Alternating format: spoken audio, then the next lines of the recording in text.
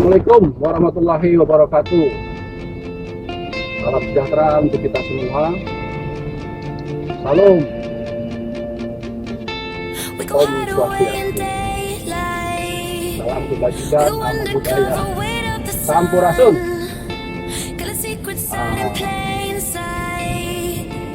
Ini vlog baru kita nih, namanya Raja Kalong. Di sini saya ditemenin sama yang pegang kamera nih, ada Om Joni Gondrong. Ya, Om Joni Gondrong. Di belakang kita ada Jipri, bukan Jeffrey, Jipri.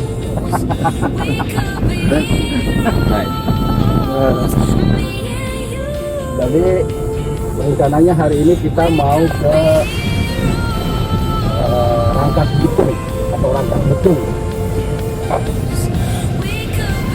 Mungkin teman-teman tahu ya, atau pernah dengar salah satu daerah di wilayah Provinsi Banten yaitu Rangkas Bitung. Kita mau mereview ya soal wilayah atau kabupaten Lebak atau Rangkas Bitung di wilayah Provinsi Banten. Jadi Kabupaten Lebak berada di wilayah administrasi Provinsi Banten, di kotanya Bitung. Karena wilayah ini adalah salah satu wilayah bagian yang bersejarah juga ya, bersejarah juga dalam pembentukan atau perjuangan Republik Indonesia. Lagi buat teman-teman yang mau tahu informasi lebih lanjut tentang vlog-vlog kita ke depan, kita mereview apa aja, maka jangan lupa di subscribe, like, komen, share. Tentunya banyak hal-hal yang menarik lah nanti akan kita berikan kepada teman, Bronsi, Mas Dewa, Tante dan Om akan datang. Itu aja. Agak macet nih. Oke, itu aja teman-teman. Nanti kita lanjut lagi. Salam damai, salam sejahtera.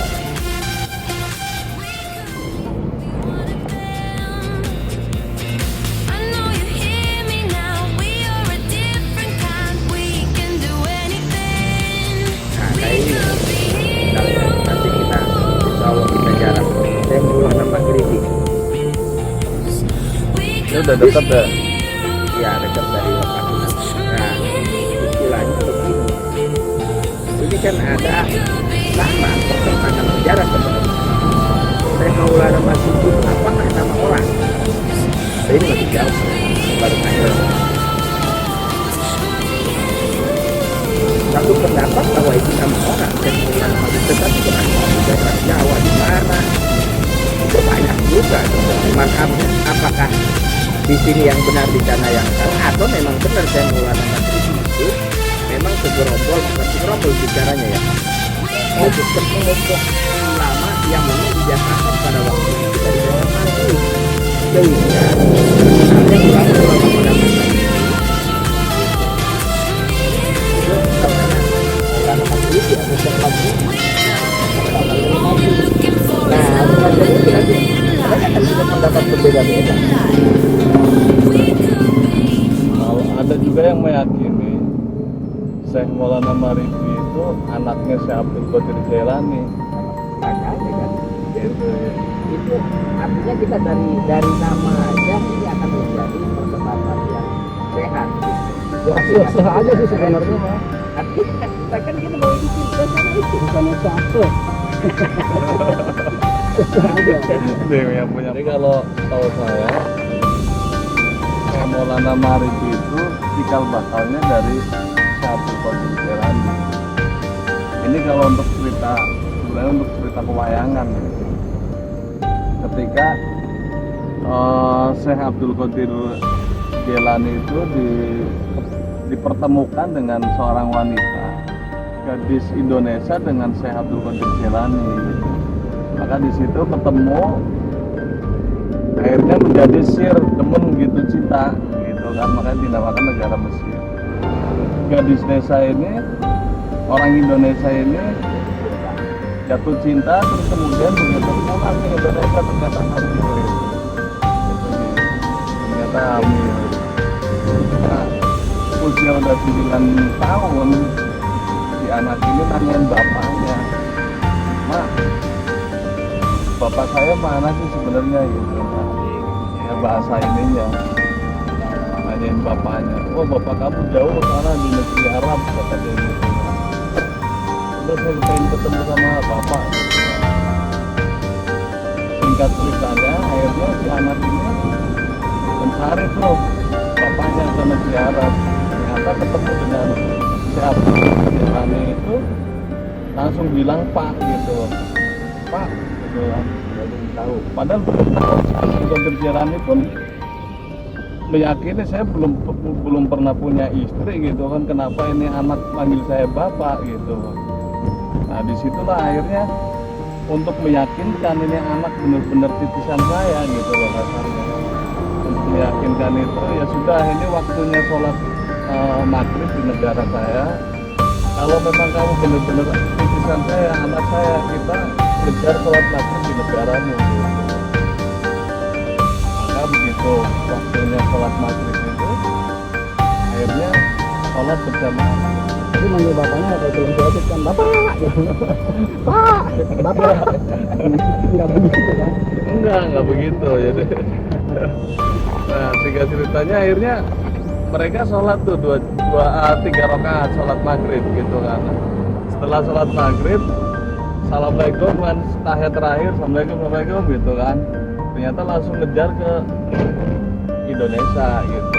Begitu tahiyat terakhir, dilihat di belakang itu, ternyata anaknya masih ngikut Syekh Maulana Maghribi itu.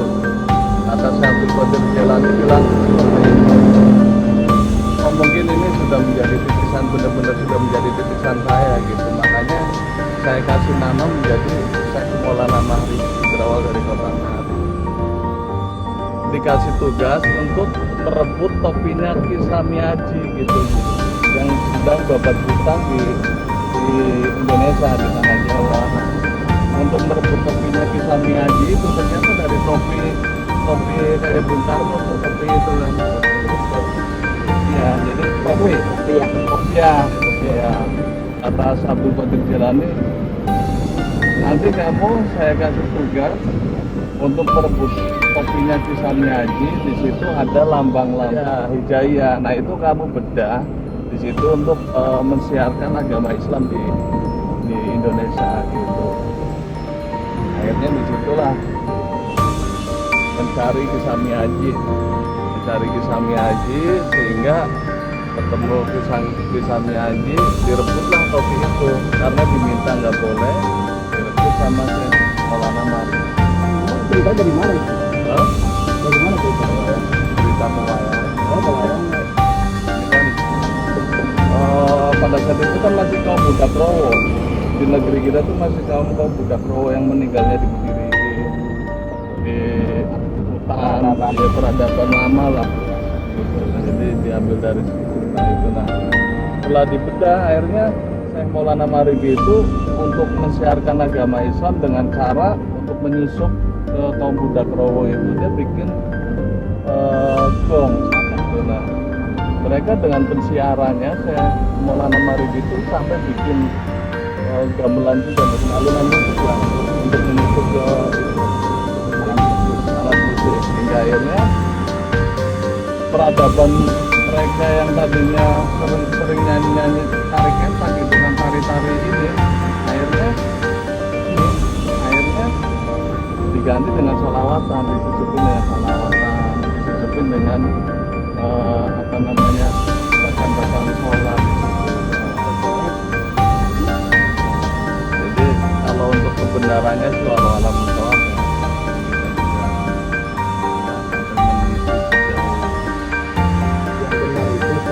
Kita bicaranya tidak dalam penjara, insya Allah masih benar. Kalau tidak bicara dalam penjara, dapat hukuman mati, ya pasti salah. Jadi pembenaran abadi. Jadi tinggal bicaranya apakah kebenaran atau pembenaran. Iya. Nah, coba Pak Haji. Kalau menurut Pak Haji gimana? Menurut saya terkait soal perjalanan Syekh Maulana Maghribi, ya memang banyak juga referensi yang bisa kita petik, yang bisa kita ambil, termasuk sejarah dari mana asalnya. Tetapi saya punya pendapat memang yang paling mendekati, karena Syekh Maulana Maghribi itu bukan cuma ada di Banten, tetapi ada juga di Jawa Tengah, ada juga di Jawa Timur. Mungkin yang tadi bagian dari versi sejarah Maulana Maghribi yang ada di sekitar Jawa Tengah atau Jawa Timur. Kalau yang di Banten ini juga sama namanya, Syekh Maulana Maghribi juga. Tapi yang menurut saya lebih mendekati itu, mungkin ini orang yang berbeda, tapi tetap dinamakan Maulana Maghribi karena itu tadi pada masa sebelum ada putusan pengislaman atau penyebaran atau tablik dari Wali Songo di Pulau Jawa, lebih duluan dari kesultanan di Arab Sana mengutus ulama-ulama yang sudah masyhur, ulama-ulama yang mumpuni untuk menyebarkan agama Islam di Indonesia. Salah satunya dipilih dari wilayah Maghrib. Ya, wilayah Maghrib itu dekatnya ke negara Afrika sana, gitu, karena negara tempat terbenamnya matahari. Nah, setiap ulama-ulama pada masa itu yang bareng atau sekelompok ulama yang diutus ke tanah Jawa ini, maka diberi gelar Syekh Maulana Maghribi. Mungkin punya nama masing-masing yang kita dalam hal ini kurang begitu tahu. Versi saya semacam itu, pendapat saya lebih mendekati kepada ulama-ulama yang memang diutus dari daerah Maghrib pada masa itu. Dan ulama itu memang tidak cuma satu orang, ada beberapa orang. Makanya di mana tempat ulama itu dikebumikan, disemayamkan, maka masyarakat di kita menyebut Maulana Maghribi. Saya kira itu pendapat saya. Oke, jadi masing-masing punya ini ya, kepercayaan yang berbeda-beda ya. Artinya memang dari segi data itu memang kalau di Indonesia sendiri memang banyak ya, artinya banyak untuk petilasan misalnya. Memang mengacunya kepada persepsi masing-masing ya, enggak ya ini kan ya cuma satu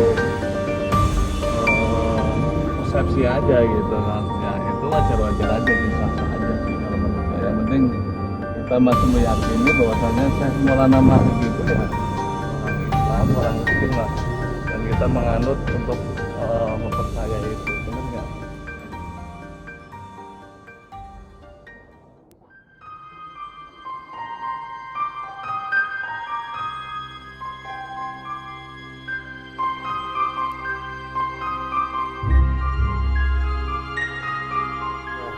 Hai guys, selamat sore menjelang maghrib. Nah, kita ini lagi ada di wilayah Campak Piku, Kabupaten Lebak dan Indonesia ya. Yang tadi kita dari awal bicaranya ke teman-teman bahwa kita lagi mengarah ke Kabupaten Lebak.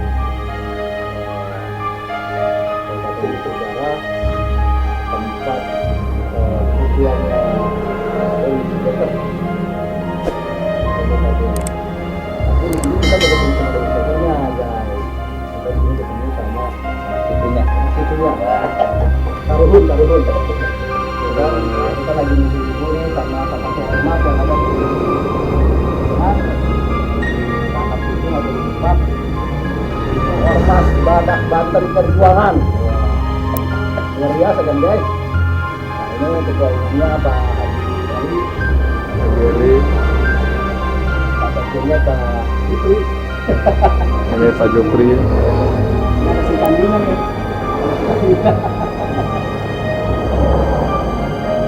Ya, jadi kita nggak mau santai aja. Kita juga pengen tahu juga nih apa namanya terkait geografisnya, sejarahnya, terus ternyata kultur masyarakatnya. Dan buat menambahkan aja buat kita, mudah-mudahan ini bermanfaat juga buat kalian-kalian semua. Siapa tahu kalian-kalian atau teman-teman muda milenial seluruh Indonesia yang mau main ke daerah Kabupaten Lebak, Rakas itu silakan mampir ke sekretariatannya Badak Banten Perjuangan. Insya Allah kalau nasi liwet sih dibikinin. Banyak sekali Ya. wisata-wisata religius yang belum terekspos, yang belum tersentuh Tersentuh. oleh pihak luar, Terus tersentuh oleh pihak pemerintah. Maka di sini kita akan masuk peran bagaimana wisata religius ini akan menjadikan sebuah objek yang bisa membawa devisa terhadap kepentingan pemerintah daerah. Dan tentunya untuk pembangunan Lebak ke depan yang lebih luhai untuk gitu Pak Haji. Nah, Banten secara dohir ada di Kesultanan Banten pemakamannya. Banten tidak akan lepas, ini tak pribadi Ali, tapi silakan dikaji ke yang lain. nanti sejarawan lah Sejarawan. itu. Nah, Banten ini tidak lepas dari mistisnya atau alam goibnya, kan? Banten secara dohirnya, mistisnya ada Gunung Karang. Itu ada tempat para wali Allah kamu kita dulu, ya kan? Ada Gunung Tujuhnya Gunung Karang. Nah, di samping Gunung Karang ada Gunung Antan. Gunung Antan bukan salah satu gunung yang seperti Gunung Karang, hanya bukit tinggi di kawasan desa Gunung Antan, kecamatan Sumarga. Hanya Tapi ini bukan gunung. bukan gunung, hanya bukit. Berarti nggak aktif ya? Nggak aktif bukit. Tapi orang nyebutnya gunung. Kenapa kita nyebut Gunung Antan dari luhur itunya? Karena gunung itu bukan pengertian tanah yang luhur, tapi di situ ada ketinggian yang para leluhur, gunung tinggi. Nah, ada mistis, ada goib, leluhur kita yang tinggi, leluhur ilmunya, leluhur pengertiannya, leluhur wawasannya dan leluhur perjuangannya ada di Gunung Antan. Kerajaan maut. Nah, Gunung Antan nyambung dengan Gunung Kulon. Di mana di sana ada Gunung Kembar namanya. Saya belum tahu, baru tahu kemarin. Setelah saya sedikit, ada Gunung Kembar. Di sana ada Prabu Haji Tajimalela, ada Prabu Haji Siliwangi, ada Eyang Syekh Nur Alam, dan ada Eyang Ratu Ayu Mayangsari di Gunung Kembar. Nah, artinya Banten ini ada 3 sudut pandang secara mistis. Satu adalah Gunung Karang, 2 Gunung Anten, 3 Gunung Kembar. Nah, letak geografisnya Pandeglang. Ini Pandeglang ya Pak ya. Ini Lebak, Gunung Anten. Dan di sini Gunung Kulon. Ini segitiga emas. Ya kan? Makanya pada perjuangan tidak lepas dari kata tiga. Karena berdirinya dan besarnya pada perjuangan adalah tidak emas. Secara goibnya didukung insya Allah oleh Gunung Anten, oleh Gunung Kembar, Gunung Kulon, dan oleh Gunung Karang. Itu. Nah, di sini ada keramat Gunung Anten, ada keramat Sang Yang Mandiri, dan ada keramat yang lain-lainnya. Di situ tiap hari, tiap malam banyak pengunjung dari luar Lebak. Dari luar Lebak. Bahkan konon katanya kalau Gunung Anten ini sama Sang Yang Mandiri yang ada di wilayah Rakas itu bahkan dari Malaysia ada ke sini. Dari Malaysia. Luar biasa. Nah, itu yang akan menjadikan ikon oleh kita bersinergi dengan pemerintah daerah bagaimana potensi wisata ini akan menjadi wisata yang sangat diminati oleh dan yang menghasilkan devisa terhadap kepentingan rakyat. Nah, itu Pak Haji. Nah, kembali di luar Lebak ada juga seperti wisata religi Syekh Maulana Maghribi. Itu saya mau ini masuk Pandeglang atau Pandeglang, Pandeglang? perbatasan dari Sosok Syekh Maghribi. Syekh Maghribi itu adalah dia masih keturunan Sultan Maulana Maghribi yang belum tergali, yang belum terekspos namanya, tapi ada namanya Syekh Maulana Maghribi. Entah itu dari Kali Biru yang mana, entah itu dari Istiana, yang jelas saya pernah membaca sebuah cerita Babat Banten dan cerita Babat Cirebon. Nah, kan itu ada nama Syekh Maulana Maghribi. Maka sampai hari ini saya meyakini bahwa yang ada di Syekh Maulana Maghribi itu di antara itu adalah secara dohirnya itu adalah masih keturunan dari Sultan Syekh Maulana Maghribi itu. masih Pak Haji Ya. ya. Nanti sejarawan lah itu. Nah, jauh dong ya, sejarawan. Dulu pasti ini lah kan. Iya. Nah, sedangkan yang kita tahu juga sebagai kita tahu kan Syekh Mandiri juga kan banyak makam juga di Pak Haji ya. Iya. Di Jawa Timur ada. Ada. Iya. Tapi yang jelas beginilah, ini kan sebenarnya kebetulan kan kita juga ngobrol sama tokoh milenial juga nih di wilayah Lebak kan, karuhunnya lah bahasa. Terus di samping ketua ormas gitu kan, ketua ormas pada Krempel Perjuangan, beliau juga selaku tokoh muda, tokoh masyarakat Lebak. Ya buat kaum milenial lah, kaum milenial baik Mas Bro dan sisnya sesekali lah kita ya menghargai perjuangan para pejuang kita baik dari wali-wali Allah maupun pejuang-pejuang nasional. Jadi intinya pesan yang disampaikan oleh ketua kita Pak Haji ini bahwa mengingatkan kepada teman-teman, kepada kaum milenial, Lebak terbuka untuk siapapun ya Pak ya. Lebak terbuka untuk siapapun. Di sini banyak destinasi wisata, baik wisata religi, wisata kuliner, wisata pantai, wisata gunung, pokoknya luar biasa. Jadi jangan unda-unda lagi. Selagi masa pandemi, uang lebih banyak, tetap jaga jarak. Kalau mau berwisata ke Lebak, silakan. Ini itu kan siap. Siap. Kita sudah ada di makamnya Maulana Mahfudzi. Assalamualaikum warahmatullahi wabarakatuh, teman-teman semua. Mas Bro,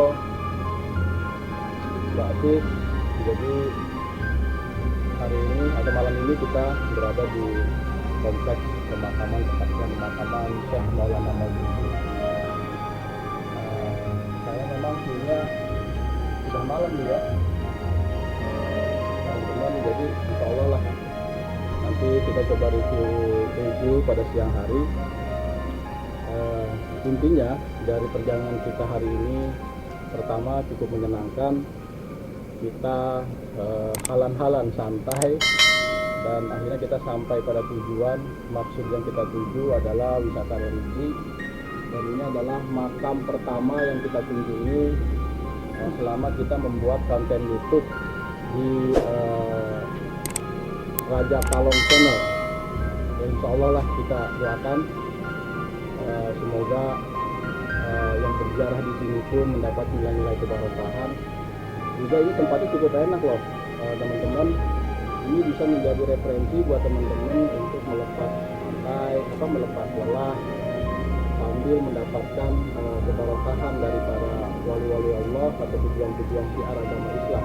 Oke teman-teman, kita mujarah dulu, ikuti terus. Ya mudah-mudahan teman-teman bisa datang ke sini, bersilaturahmi, bermuajahah dengan para wali-wali Allah dan mendapatkan nilai-nilai keberkahan. Oke, ikuti kita terus.